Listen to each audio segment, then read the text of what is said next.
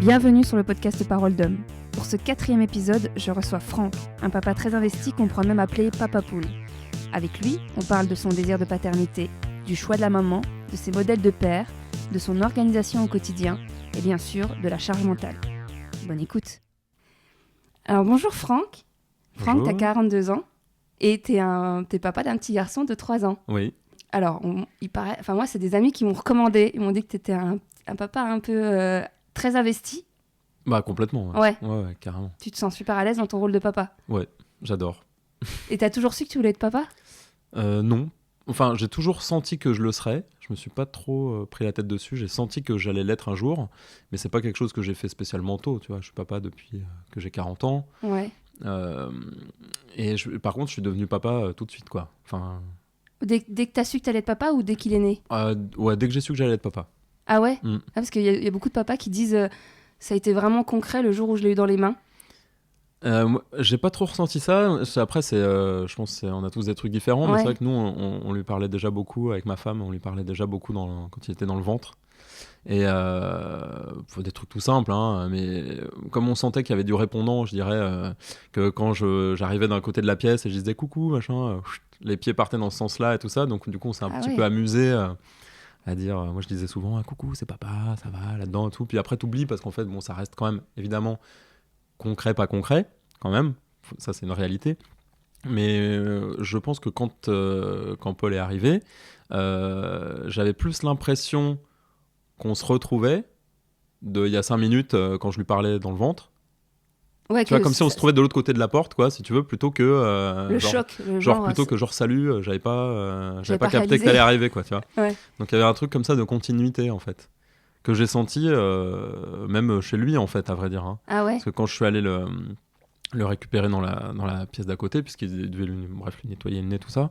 Je suis arrivé, je savais pas trop quoi faire, en fait, parce que t'es un peu largué, c'est des journées très longues, c'est un peu, voilà, tu vois, même pour le papa, hein, en fait, tu vois. Donc j'arrive et je fais coucou, c'est papa, je savais pas quoi dire, tu vois. Et il était dans une espèce de boîte en verre, ou je sais pas quoi. Je fais, coucou, c'est papa, et il a tourné la tête direct, il m'a regardé dans les yeux, quoi, genre, comme s'il avait reconnu la même voix qu'il entendait depuis les 9 en mois. fait. Ouais, tu vois, donc. Et j'ai senti que c'était déjà là, quoi, en fait. Une évidence. Ouais, une connexion déjà faite. Donc. Et donc, voilà. t'as su que c'était la bonne, la maman, rapidement, ou c'était l'âge qui faisait que ça se proposait bien à toi, mais...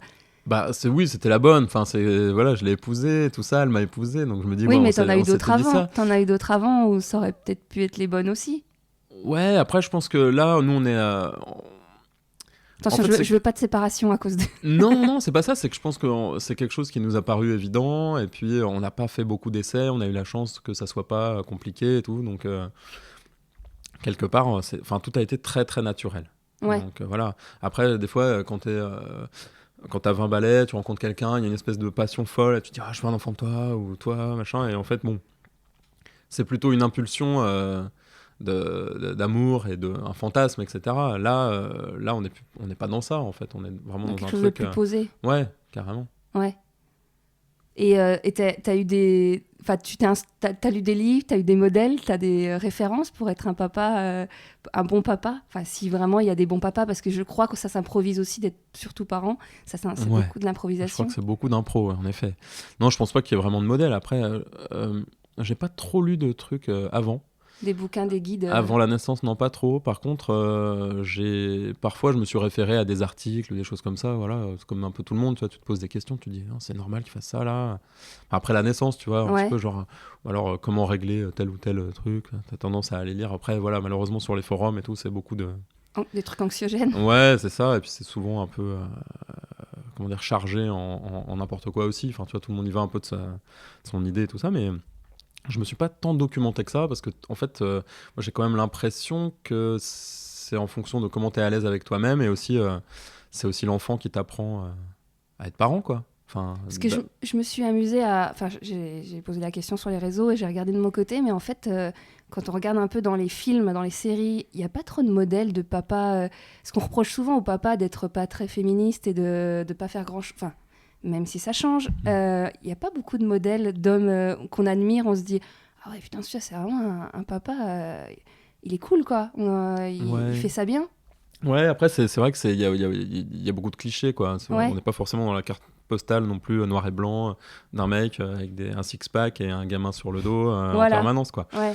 Je pense que c'est vrai que j'ai pas songé à des modèles de papa, en fait. Moi, j'ai grandi avec plein d'amour et c'était aussi quelque chose d'assez naturel et tout. J'ai eu cette chance-là. Donc, je pense que je reproduis ça. Ça m'a paru évident de partir dans cette optique-là, en fait. Je pense que quand tu as un enfant, si t'es pas à fond, si t'es pas.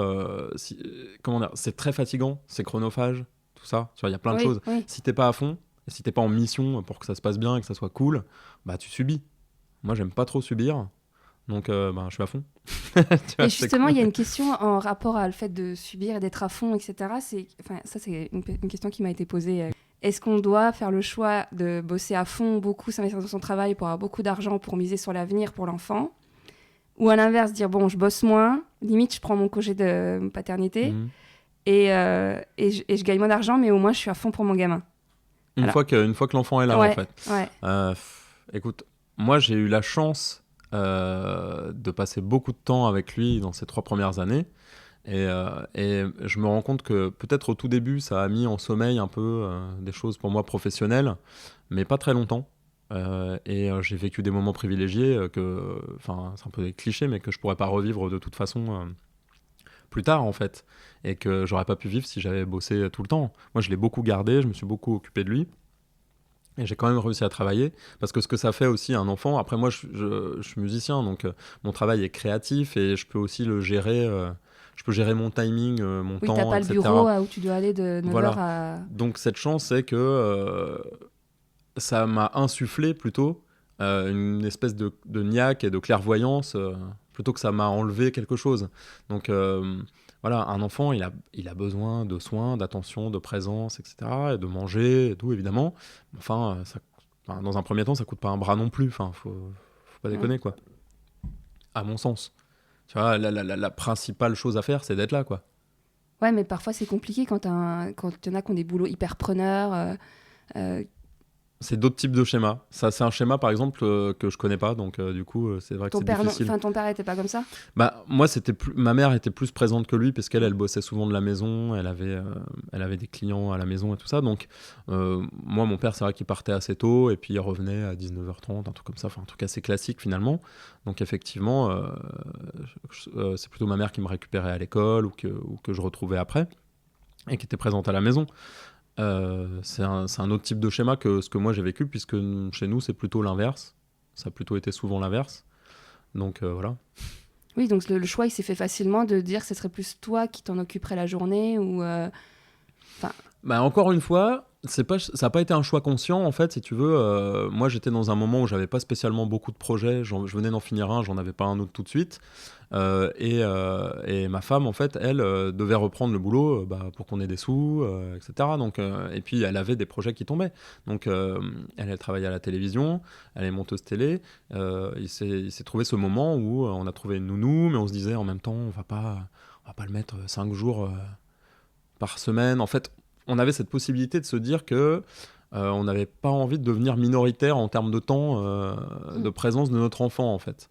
Donc, et puis on n'avait pas non plus envie que ça nous coûte trop cher non plus de nounou, donc on a fait un truc où il était gardé 3 jours par semaine, 2 jours puis 3 jours, et où mes parents le gardaient un jour, et moi je le gardais un jour entier, etc. Et après il y avait des roulements. Ouais, il y a aussi la souplesse de ton agenda qui permet un peu de... Ça permettait c'est pas ça. le cas de tous les parents. C'est ça, donc c'est vraiment atypique, et je pense que vraiment c'est une chance, quoi. Ouais. Parce que bon, la réalité c'est qu'un gamin il grandit, il est de moins en moins là, et puis c'est tout. C'est quand même une vérité, tu vois. Après il y a un truc que je sais plus, c'est dans une discussion que j'avais eue avec des parents sur le fait que c'est souvent quand la maman gagne plus que le père, que le papa plus facilement accepte de rester à la maison. Dans les statistiques, apparemment, ce serait plus souvent ça le cas. L'homme a du mal à faire le choix. Après, ça paraît évident, entre guillemets. C'est celui qui gagne le plus d'argent qui va travailler. Mais... c'est un travail d'équipe, quoi, sur cet aspect-là aussi, quoi. Ouais, parce que du coup, tu fais des économies de nounou et... Bah ouais, carrément. Après, c'est vrai que... c'est des moments géniaux, quoi. Pour le coup, je pense que ça a été très dur pour ma femme de devoir repartir au travail quand même si quelque part, faut pas se mentir, quand t'as un enfant, aller au boulot, c'est quand même le moment où tu vas te reposer. entre guillemets. C'est-à-dire, ça veut pas dire que tu vas pas travailler beaucoup, mais le travail est différent en fait. Je pense que la charge mentale et puis le fait de parler avec des adultes d'un domaine que tu connais, dans lequel tu sais évoluer, que tu pratiques depuis longtemps, c'est très différent que d'apprendre, on va dire, les babillages et puis de comprendre un peu la psychologie de ton enfant et de t'occuper de trucs un peu primaires dans un premier temps, tu vois. C'est vraiment autre chose. C'est-à-dire que passer une journée avec un enfant, c'est en bas âge et tout, c'est crevant pour d'autres raisons en fait. Tu vois, bien sûr, on n'est pas sur un truc de travail fatigant, harassant, physiquement, des choses comme ça, mais c'est autre chose, quoi. T'es quand même claqué aussi en fin de journée, tu vois. T'as envie de parler avec un adulte, d'un truc un peu cohérent, enfin, je sais pas, tu vois. Même si t'as une transmission, une passation que t'as envie de faire et tout ça. Donc ça, c'est intéressant pour toutes les femmes au foyer du monde entier. Ah bah, c'est crevant. Qu'on comprend pas qu'à la fin de la journée, elles en peuvent plus, qu'on leur dit... Bon, heureusement, les mentalités changent, hein, mais... Tu me parlais l'autre fois, dans le métro, parfois, tu as des réflexions des femmes sur tiens, il a pas son gant correctement ou... Non, pas trop, mais tu sens que dans le même, par exemple chez les nounous ou en crèche et tout ça, quand t'es papa dans un premier temps, avant qu'elles comprennent que par exemple c'est toi qui vas le plus venir le chercher ou un truc comme ça, il y a une petite distance qui est différente en fait. Genre, qu'elles font pas confiance tout de suite C'est pas trop une confiance et tout, puis je veux pas faire un procès d'intention, mais il y a un truc de distance du genre on va pas non plus débriefer trop à plomb, quoi. Ah ouais, comme si ça allait pas m'intéresser non plus en fait. Tu vois, moi je l'ai quand même ressenti un petit peu, bah voilà, il a bien dormi, il a fait caca 3 fois, il a bien mangé, salut, tu vois. Alors que j'entendais par exemple des mamans à qui on disait ah c'est génial, aujourd'hui il a dit banane, nanani, et puis il a levé le doigt, alors c'était formidable, machin, tu vois. Il y a un truc, je pense, qui est naturel, en mode bah on va prendre le temps parce que c'est après, la maman peut-être aussi parce aussi. qu'il y a des stéréotypes dont on pense que le mec il aime bien quand c'est concret, quand on va droit au but. Ouais, possible, et c'est que les possible. femmes sont plus peut-être dans la discussion, dans le... Enfin, je Ouais. sais pas, hein, c'était des trucs inconscients, hein, sûrement même. Hein. Bah c'est possible. Après, je pense que c'est comme pour tout, tant que t'as pas montré que ça t'intéressait, on peut pas le deviner non plus. Enfin, tu vois. Donc c'est pour ça que je dis c'est pas un procès d'intention. Je pense que c'est plutôt comme tu dis un peu des clichés, tu vois, un petit peu comme ça, quoi. Moi, j'ai senti un peu ce truc en non dit, mais du genre bon bah on racontera à votre femme, quoi. Tu vois. Ouais. Ce qui était voilà. Mais après, c'est peut-être juste ma propre parano, hein, j'en sais rien, mais je l'ai senti. Et donc, en parlant de la crèche, t'as jamais eu j'ai déjà des copains qui m'ont dit ça, qui avaient un peu l'impression d'être un peu mis sur un piédestal parce que, genre, oh là là, qu'est-ce qu'il s'occupe. Ça, c'est un papa, il est très présent. C'est lui qui emmène le bébé tous les jours à l'école, qui vient le chercher, genre un peu parce que ils n'ont pas l'habitude d'avoir. Elle voit peut-être plus souvent des femmes. Du coup, dès qu'il y a un papa qui est très investi, il est un peu, on lui met un peu une auréole en mode ah ouais, il est génial ce papa-là, hein, il fait tout. Hein, Alors qu'en fait, il est juste normal si on prend les choses. Oui. Et bah, là, dans la crèche où Paul va, en fait, c'est assez équilibré, en fait, je trouve, quand même. Ouais. Donc, j'étais pas non plus le seul à faire ça. Et... Donc, j'ai pas trop ressenti ça, en fait. Ouais. Honnêtement. J'ai plus senti une espèce, au début, un petit peu de bizarrerie, genre, mais qu'est-ce qu'il fait là tout le temps? Lui, il a pas de boulot ou quoi, tu vois? Petit peu. Ou plutôt la mère, qu'est-ce qu'elle fait? Ouais, voilà. Mais en fait, tu discutes 3 fois et puis c'est réglé, quoi. Enfin, okay. tu vois. J'ai pas trop senti ça. Après, c'est vrai que au tout début, moi, je me suis dit, bon, comment je vais faire? Parce que t'as quand même ce truc où tu dois un peu bosser quand il fait sa sieste, quand il fait, tu vois, tu trouves un petit peu tes moments où tu dois envoyer tes mails, répondre, machin. Aujourd'hui, c'est super organisé. En fait, moi, je travaille très vite et j'organise mon temps. Donc, c'est super, hein, franchement. C'est marrant parce que je suis en train de lire La semaine des 4 heures. Ouais. Je sais pas si tu as déjà lu. Non. Et c'est un best-seller. Et il explique tout ça, que dans l'idéal, il faut être concis et consacrer 2-3 heures maxi dans la journée à toutes ces choses-là. Bah oui, moi je pense que, enfin en tout cas j'aime bien, surtout dans la créativité, dans la création, t'as un moment où tu lâches les chevaux, enfin tu fais ce que t'as à faire de création, quoi, tu vois, et ensuite t'as besoin d'un moment de réflexion ou un moment de rien, un moment de promenade, un moment d'aller faire autre chose pour savoir si ton idée était bonne et avancer là-dessus, quoi. Moi j'aime pas trop que ça déborde en fait sur ma vie de famille, en fait. C'est pas trop t'es pas truc, dans le cliché de l'artiste peintre qui reste dans son atelier jusqu'à pendant 6h du mat. voilà, Non, c'est marrant. En fait, mais aussi parce que, justement, j'ai 42 ans, j'ai eu le temps de le faire, ça, en fait, largement. Donc, j'ai pas cette frustration. Moi, je dépose Paul à la crèche et je bosse, tu vois, de 9h30 à 13h. Après, je bouffe avec quelqu'un ou je me fais une pause et tout. Après, je réécoute, je vois si ça va. Bon, après, évidemment, tu as des rushs, tu as des gros projets qui demandent beaucoup plus d'investissement.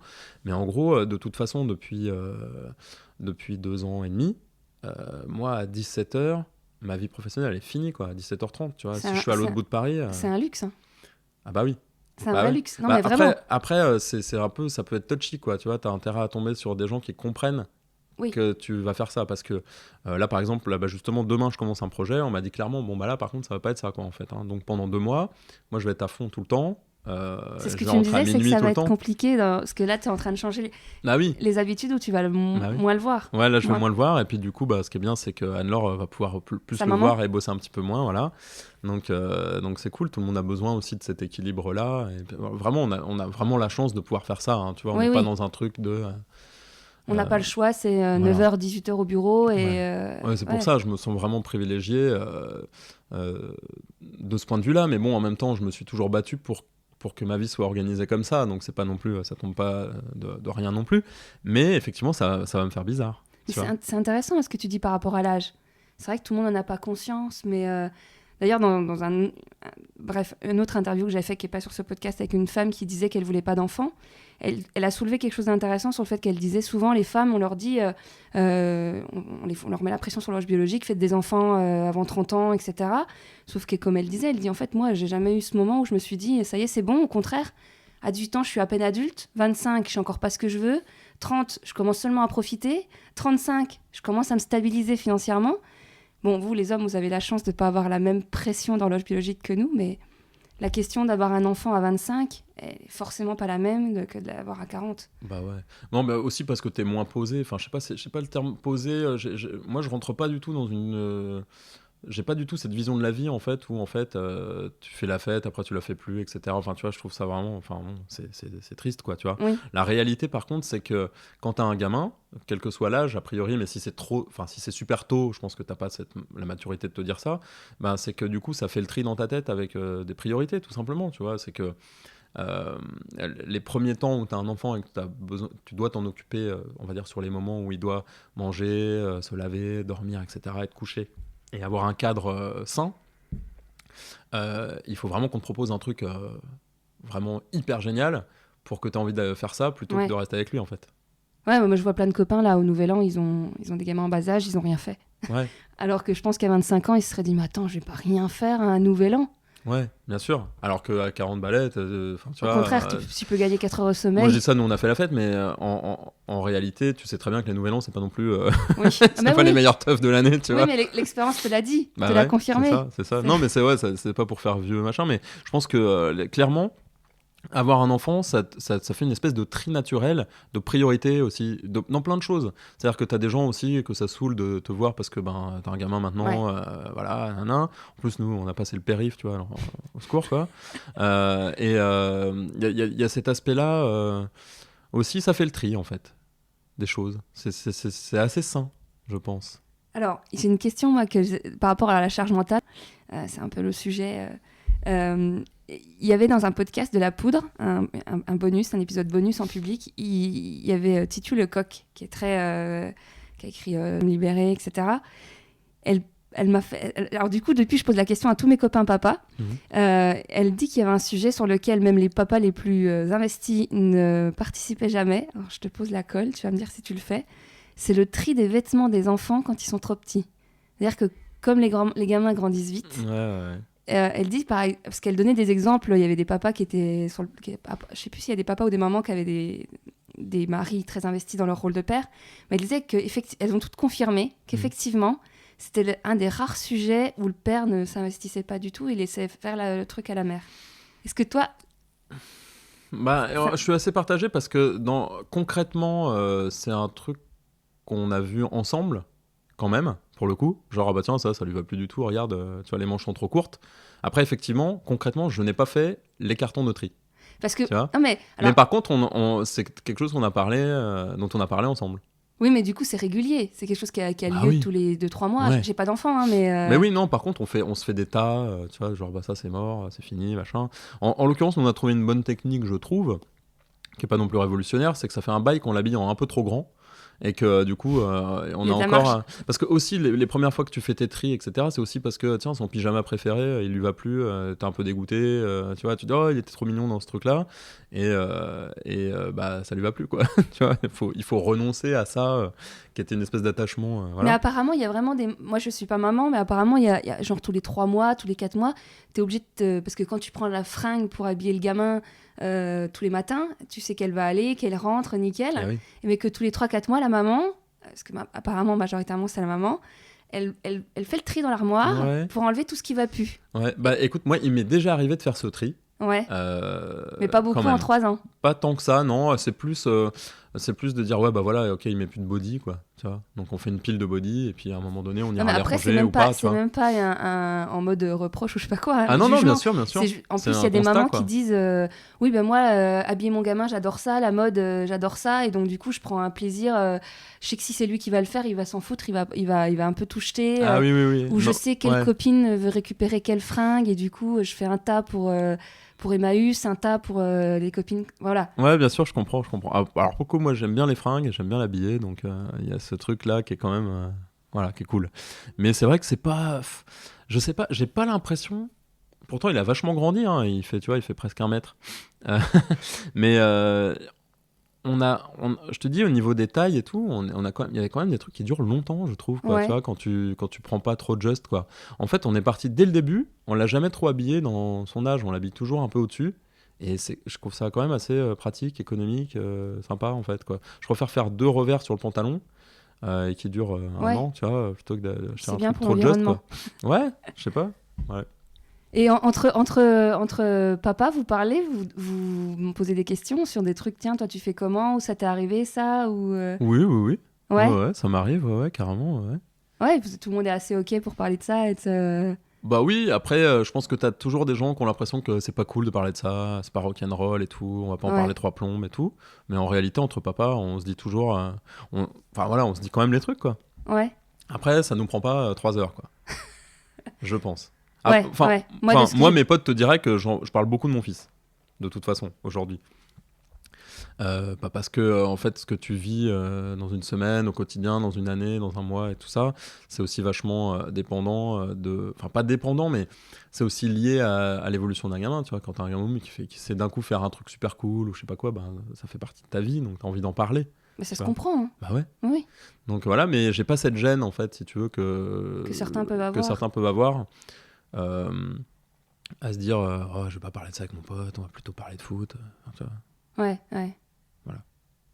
Ouais, donc du coup, je te pose même pas la question d'histoire des... Parce qu'il y a une interview encore de Titu Lecoq sur... elle parlait de son mari, enfin du père des enfants, pas son mari, mais la gamine était malade, avait un problème à l'oreille, et que du coup, à chaque fois, c'est elle qui emmenait l'enfant chez le médecin. Et que du coup, je vais pas déformer un peu ses propos, mais apparemment, elle a dit, bon, écoute, cette fois, c'est toi qui gères.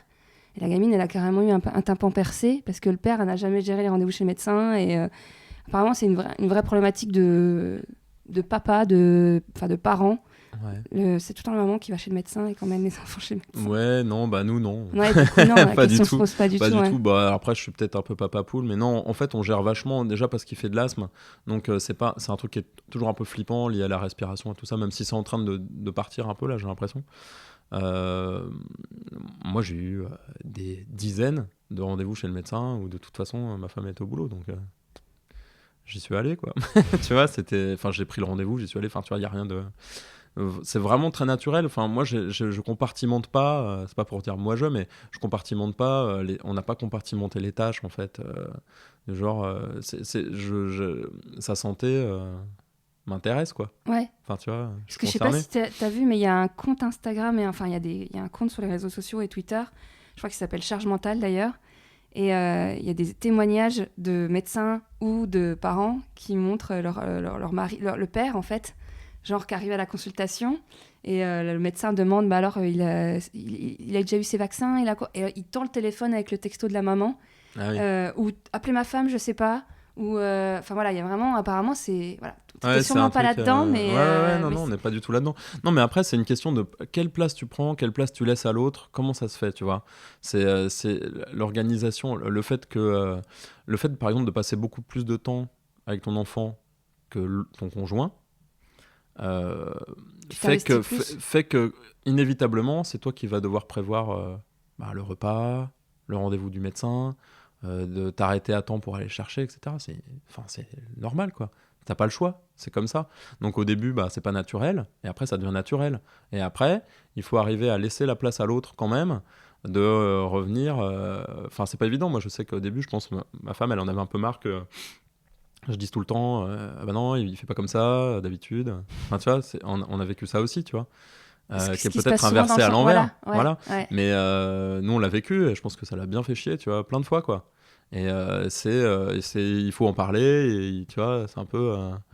C'est pas évident parce que t'as un truc un petit peu, je dirais, alors, c'est pas le syndrome de Stockholm, mais tu vois, t'es beaucoup avec l'enfant, tu t'occupes de toute la logistique, euh, en grande partie, et du coup, c'est normal de laisser aussi la place à l'autre, mais c'est pas forcément évident parce que t'as ce truc d'habitude que t'as pris. Alors là, les trucs, tu les mets tout le temps là parce que c'est pratique, machin, il faut accepter que l'autre fait pas pareil, mais que c'est bien quand même.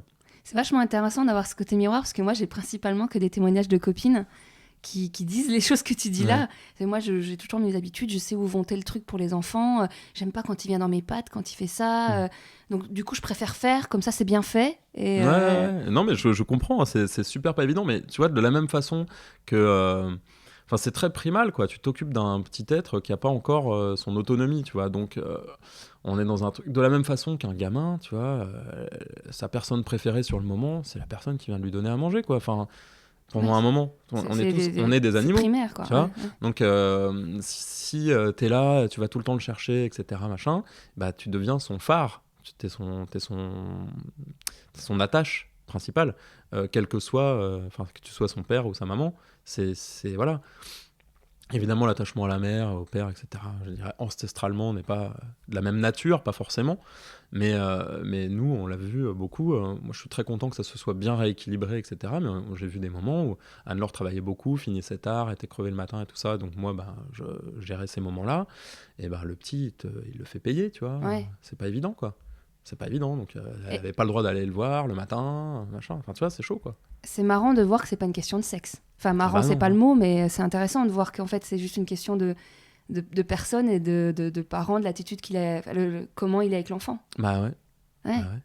Après, est-ce que c'est lié à la part de masculinité, féminité qu'il y a en toi, tu vois. En fait, je crois aussi vachement que quand par exemple t'es au boulot toute la journée, tu traînes une énergie aussi un petit peu de travail, quoi, en fait, qui est forcément, t'es chargé de l'énergie des trucs que t'as eu à gérer. Stressant ou pas, ou excitant ou machin. Quand tu passes la journée à la maison, etc., c'est très différent. Même si tu traînes en toi une envie de sortir, tu vois, par exemple, ou de faire autre chose. Voilà, les enfants, c'est un peu des éponges, c'est un peu cliché de dire ça, mais il y a ce côté-là. Donc, ils savent qui est à l'aise, qui a l'habitude de faire ça, qui ça va déranger. Enfin, il y a un petit côté, j'allais dire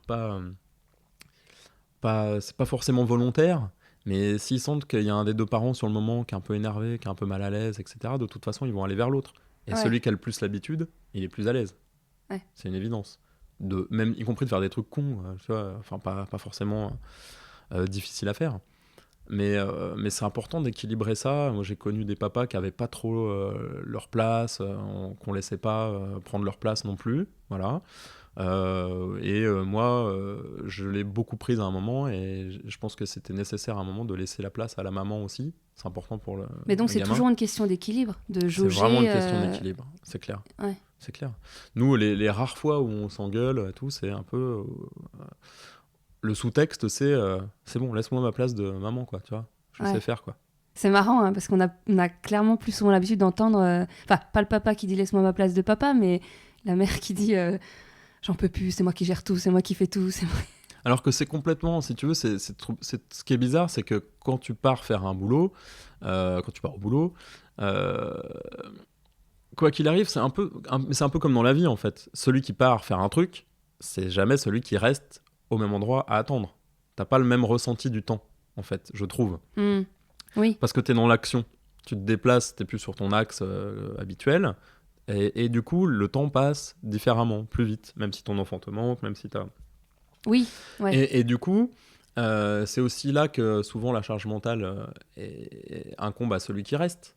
Parce que en fait, la logistique, elle se fait là. Alors, ça peut être très équilibré. Tu peux faire les courses quand t'es le midi au travail et puis ramener le repas du soir. C'est pas la question. Mais il y a ce truc de perception du temps, c'est que quand tu t'absentes, tu peux pas être le témoin de ce qui se passe à l'endroit où ça se passe, quoi. C'est comme ça, tu peux pas avoir cette perception, tu peux pas te rendre compte de la charge mentale de l'autre, en fait.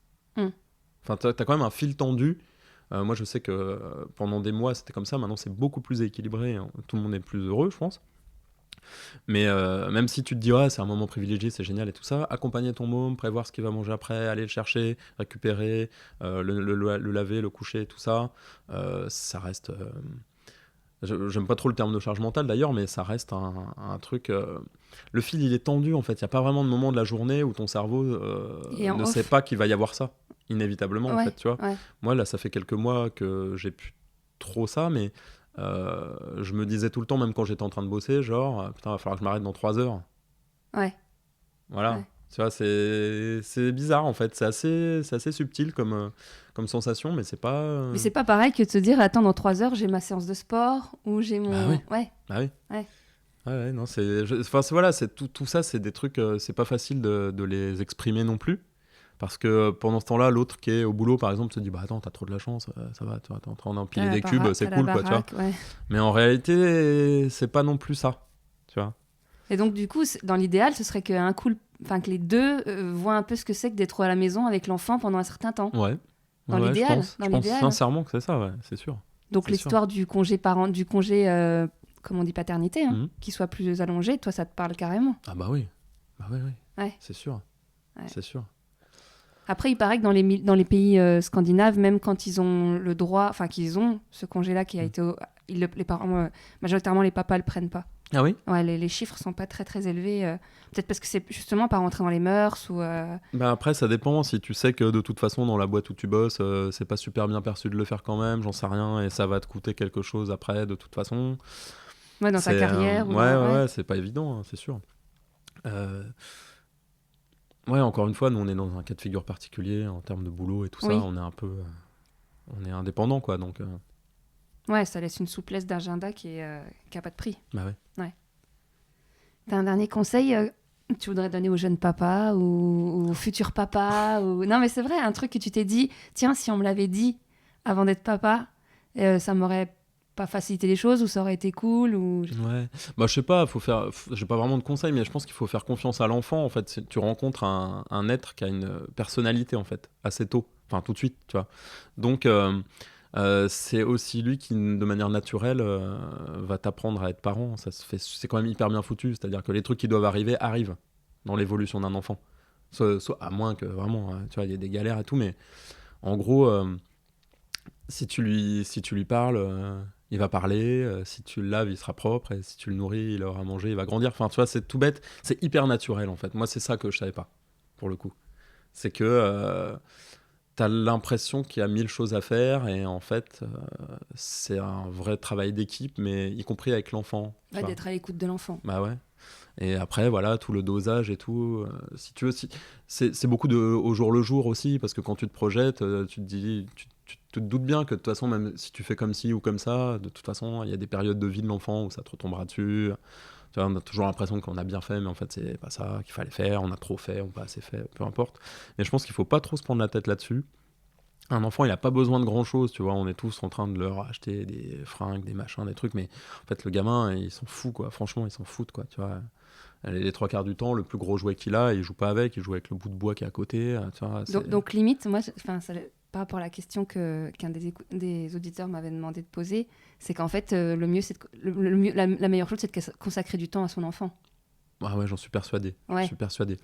Parce que, alors après, toutes les carrières, tous les travaux, tous les métiers sont pas forcément évolutifs de la même façon, mais sincèrement, je pense que ça te donne un influx qui est différent. Quand t'as un enfant, bah, t'es en mission, quoi. Enfin, moi, je le sens comme ça. Donc, de toute façon, tu vas mieux bosser aussi, tu vas être meilleur, tu vas être plus clairvoyant, même si t'es fatigué, tout ça, tu vois, parce qu'il y a il y a autre chose de plus que tu as, tu le fais, c'est plus que pour ta gueule, quoi, en fait. Il y a ça aussi qui change la donne. Et souvent, on est tous, malgré le fait qu'on soit tous plutôt égocentrés, on est tous un peu meilleurs pour les autres que pour soi-même, souvent. C'est plus facile de comment dire, c'est pas évident à formuler, mais j'ai l'impression quand même que ouais, ça te donne une énergie supplémentaire d'avoir un enfant. et que ça te donne encore plus de patates, quoi, je pense. Ça t'enlève rien, en fait. Tu vois. Voilà. Ok. Donc moi, je pense sincèrement que c'est pas la peine d'élaborer tout un truc où il faut avoir absolument la maison idéale avec les parents parfaits qui n'existent pas. avec le travail machin et tout ça, quoi, tu vois. Évidemment que si t'es super à l'aise financièrement, tu te poseras moins de questions et tout ça, mais Ouais, tu pourras plus facilement faire garder pour aller faire un resto entre parents, ou même pas, ouais. Ou je sais pas. Ouais. La chance qu'on a aussi, et je pense que ça fait partie au fait de pouvoir organiser notre temps et tout ça, c'est qu'on a aussi des grands-parents qui sont pas forcément loin et qui peuvent être des relais. Et que ça, apparemment, c'est très important. Et je n'ai aucune idée de comment aurait été ma vie et de où j'en serais aujourd'hui si j'avais eu un boulot à plein temps et pas mes parents à côté. Ouais. Tu vois, ça veut pas dire qu'ils sont tout le temps chez moi et tout ça, pas du tout, mais il est arrivé et un boulot à plein temps, peut-être pas payé, pas bien payé en tout cas. Oui, voilà, c'est ça aussi. Et donc voilà, je peux absolument pas me prononcer là-dessus et je me doute bien que c'est encore plus compliqué. Mais c'est pour ça que c'est intéressant d'avoir des témoignages divers, tu vois, d'avoir des retours d'expérience de vie, parce que chaque expérience, il y en a à apprendre et à laisser en fonction de ce que tu vis, quoi. Bah oui. Mais je pense qu'on est quand même dans une époque où c'est intéressant d'essayer de vivre un peu autrement quand on peut. Et du coup, quelque part, moi, là, tout se justifie aujourd'hui de mon parcours plus ou moins parfois bizarre et erratique, tu vois, où tu peux avoir l'impression pendant un moment que ça n'a ni queue ni tête. Mais au final, j'ai appris à travailler vite. Maintenant, je sais pourquoi. Parce que ça me permet de pouvoir faire ça. Ça veut pas dire que je bâcle les choses, mais c'est une nature qui s'est développée, c'est une méthode. Et puis, j'ai libéré du temps au fur et à mesure, sans pour autant moins travailler, par ce biais-là aussi. Et je me rends compte que c'est un vrai luxe. Ouais. Parce que du coup, t'es pas frustré, t'en veux pas à ton enfant de lui consacrer plus de temps et d'avoir moins de temps pour toi, faire ce que t'as envie. Non, parce que de toute façon, dès que t'es dans une frustration et que tu subis quelque chose, en fait, par le biais de ton enfant, le lendemain, t'es moins patient, du coup, il est moins cool, du coup, t'es moins content d'être là. Enfin, ça pour le coup, s'il y a un cercle vicieux, c'est celui-là. Tu vois, à un moment donné, il y a quand même un truc je dis pas que c'est un truc de sportif de haut niveau, mais tu vois, si tu te mets tous les jours la race et que tu te couches à 4 du mat, si on te lève à 5h15 du matin pour un biberon, tu tiens pas la distance, c'est une évidence. Tu vois, moi, la première fois que je suis sorti, il avait 2 mois et demi, je suis rentré à 1h15, il s'est réveillé à 2h10. Je me suis dit, ok, je vais me calmer, je le referai dans quelques temps. Il avait quel âge ? Il avait 2 mois et demi, quoi, tu vois. 2 mois et demi, ouais. Tu vois ce que je veux dire ? Tout est un dosage, quoi. Et du coup, tu vois, moi qui n'ai pas d'enfant, à force d'entendre tous ces témoignages-là, tu comprends mieux pourquoi après, tu as des copains que tu vois moins, qui sont moins dispo pour t'appeler, qui sont moins dispo pour faire des trucs, et qui en ont un peu rien à foutre de tes problématiques perso. Ils sont plus concentrés à savoir quand c'est qu'ils vont dormir. Je pense qu'il ne faut pas se priver de faire des choses intéressantes et sympas, et de voir ses potes et tout. Par contre, moi, ce que j'ai trouvé comme méthode à un moment au début, en tout cas, c'était le truc où tu as envie d'aller, tu y vas quand même, mais tu restes 1 heure. Et c'est pas grave. Enfin, tu vois, c'est pas parce que t'es sorti boire un coup avec des potes à un vernissage je ne sais quoi ou aller voir un truc que t'es obligé de rester jusqu'à 6 du mat non plus. Enfin, mais oui, en fait, il y a plein de façons de faire autrement. Et je pense que, par exemple, aller quand même là où sont tes potes ce soir-là et trouver le moyen d'y aller, quitte à y aller avec ton gamin. Mais t'en as encore envie au bout d'un moment, parce que j'ai l'impression qu'il y a certains parents, ils en ont plus envie, ils ont plus la force d'y aller, quoi. Si. Ouais. En fait, il y a un autre truc dont je suis certain, c'est que un enfant, il a besoin de sentir que ses parents font des choses pour eux-mêmes aussi. Sinon, il te respecte pas, en fait, au bout d'un moment. J'en suis sûr. C'est-à-dire qu'il demande toute l'attention, mais il a besoin de rencontrer un être entier, quoi, avec une colonne vertébrale, une verticalité, et puis des passions, des choses, tu vois. Parce que sinon, le gamin, arrivé à l'adolescence, nous, on n'en est pas encore là, mais j'ai vu plein de choses comme ça, et je l'ai vu chez des amis qui ont des enfants plus grands, ou même par rapport à mon expérience, moi qui étais enfant, tu vois, ado, t'as besoin de sentir que tes parents ne se sont pas complètement non plus. C'est pas parce que tu t'es bien occupé d'un enfant que tu as dû te sacrifier ou t'oublier, ou te nier, etc. Parce que ça, en fait, c'est pas excitant, même pour un gamin. Ouais, puis t'es censé être un peu son modèle au départ. Bah ouais, et t'es pas une carcasse creuse, quoi, tu vois. Donc, arrêter tous les trucs que t'aimes bien, c'est pas une solution non plus, parce que de toute façon, c'est peut-être une solution un temps, mais c'est pas un truc que les enfants admirent non plus, tu vois. Je pense sincèrement, c'est marrant, c'est une espèce de boucle comme ça. Moi, j'ai vu pas mal de gens qui mesuraient un peu le temps qu'ils consacraient à leurs enfants pour en garder pour eux. Et plus tard, je trouve ça assez payant aussi, dans le sens où les gamins ont toujours une relation cool avec eux parce qu'ils se disent il a pas complètement renié sa nature pour moi. Parce qu'en fait, il y a une ingratitude évidente. En fait, un enfant, si t'as tout donné, le môme il fait c'est bon, vas-y, je vais te prendre encore, quoi, tu vois. C'est trop évident. C'est pas conscient, mais c'est comme ça. Enfin, j'ai l'impression que c'est comme ça en tout cas. Alors que si tu restes, tu restes un peu droit, tu vois, tu restes dans ton truc. Moi, j'aime faire ça, donc je vais faire ça là. C'est surtout qu'un jour ou l'autre, les enfants s'en vont. Donc c'est tous ceux qui ont, moi j'en connais, des personnes qui arrivent à la retraite et qui ont tout donné pour leurs enfants, qui ont bossé, élevé leurs enfants et qui arrivent à la retraite, ils savent pas quoi faire. Ils ont abandonné passion, ils ont abandonné toute activité. Bah ouais. Et puis élever un enfant, j'imagine que c'est aussi leur donner le goût d'être quelqu'un qui fait ce qu'il aime. D'être quelqu'un d'épanoui. Bah ouais. D'heureux. Bah ouais. Donc voilà. Bon bah merci beaucoup. Merci. Merci d'avoir écouté jusqu'au bout. Comme à chaque épisode, vous retrouverez toutes les références citées sur paroledhomme.fr au pluriel, ainsi que tous les liens vers les réseaux sociaux pour suivre le podcast. Si vous souhaitez participer aux prochains épisodes, n'hésitez pas à me contacter. Même si vous n'habitez pas en région parisienne, je peux éventuellement me déplacer. À très vite.